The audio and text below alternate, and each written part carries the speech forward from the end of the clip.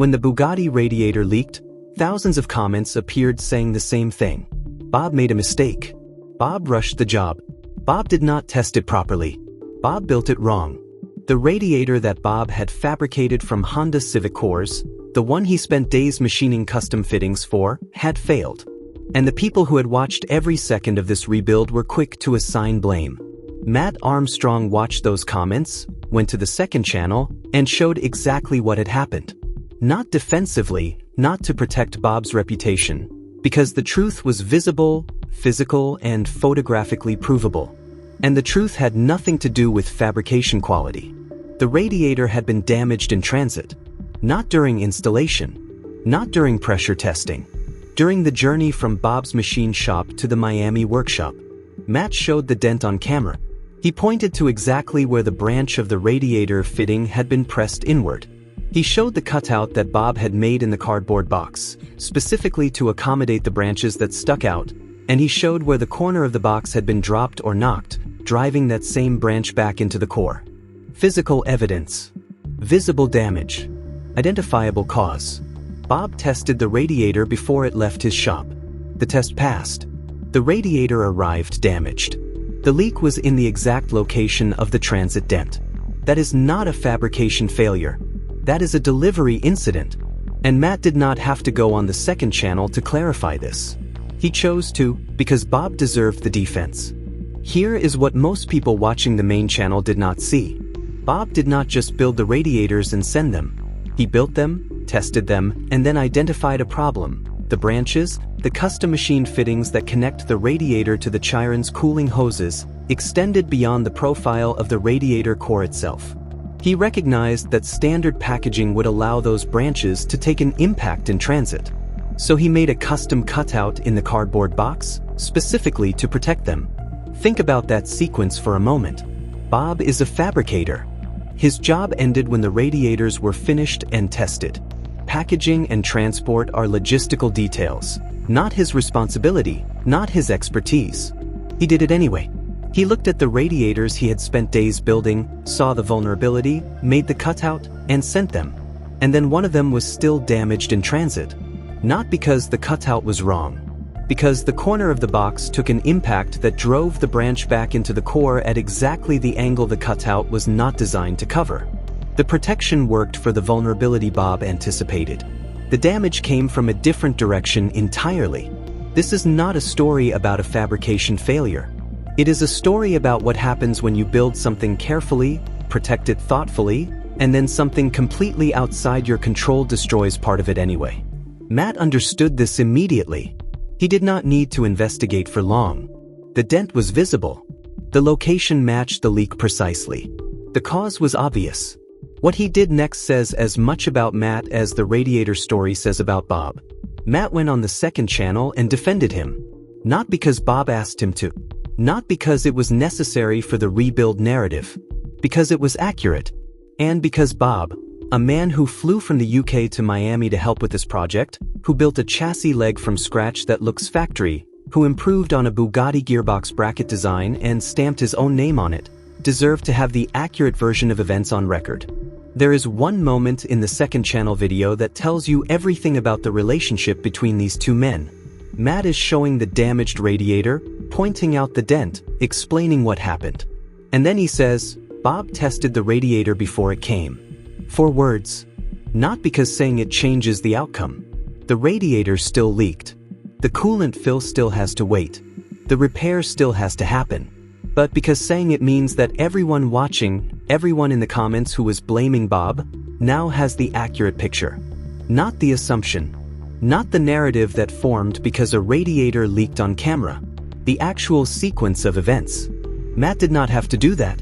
He could have moved on, fixed the radiator quietly, made no comment about the cause. The rebuild would have continued either way. He chose to be accurate, publicly, on camera. That decision, small in practical terms, significant in what it reveals, is the reason Bob flies from the UK to Miami to help with this project in the first place. People do extraordinary things for people who treat them with accuracy and fairness. Now, the engineering question that the transit damage actually raises, Because understanding why this particular radiator was so difficult to protect tells you something important about what Bob built. A standard radiator, the kind you buy from a parts supplier and bolt into a car, arrives as a self-contained rectangular unit. The hose connections are standard fittings. They sit flush or close to flush with the tank ends. The profile is largely rectangular. Packaging it to survive transport is straightforward. Bob's radiators are not standard radiators. They are Honda Civic cores, the heat transfer element, the tubes and fins, with custom-machined aluminum fittings welded to the tank ends. Fittings designed to match the Chiron's specific hose diameters, routing angles, and connection positions. Those fittings extend outward from the core, in some directions further than the core itself, creating a profile that is not rectangular, not self-contained, and not easy to package in a way that protects every protrusion from every possible impact angle. Bob identified the most obvious vulnerability, the branches extending in the predictable direction, and made the box cutout to address it. The damage came from an angle the cutout did not cover. This is the engineering reality of custom fabrication. Every dimension that makes a component work correctly inside the car creates a potential vulnerability during transport. The fitting that connects perfectly to the Chiron's hose routing sticks out in a direction that standard packaging has never needed to account for, because nobody has ever built these radiators before. There is no established procedure. Bob was writing the procedure as he went. He got most of it right. The damage came from the part he could not anticipate. That is not a mistake. That is the limitation of doing something for the first time. There is a detail from the second channel video that most people will have missed. When Matt pointed to the dent and explained what happened, he said, "It looks like it has been dropped on that side." Passive, unassigned, honest about what is known and what is not. Matt does not know who dropped it, does not know where in the transit journey the damage occurred, whether it was during loading, unloading, movement inside a vehicle, or handling at a collection point. What he knows is that the radiator arrived with a dent in a specific location, that the dent matches the location of the leak precisely, and that the damage is consistent with an impact during transport. That is what the evidence shows. That is exactly what Matt said, nothing more. This kind of precision is rare in YouTube content. It is even rarer when the temptation exists to assign blame cleanly and move on. Matt could have said Bob's packaging was inadequate. He did not.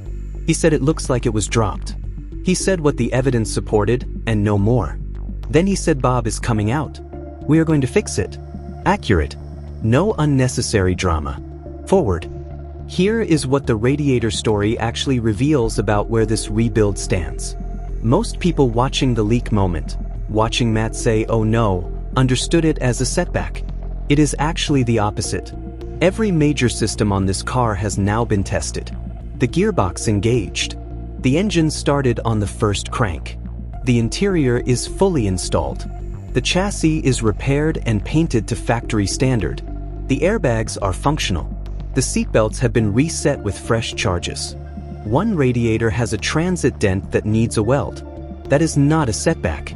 That is the last physical obstacle standing between this car and its coolant fill. Matt said it clearly on the second channel. Once Bob comes out and welds the radiator, they pressure test all of them, and then they fill the coolant. The next main channel video should have this car moving under its own power. One weld away.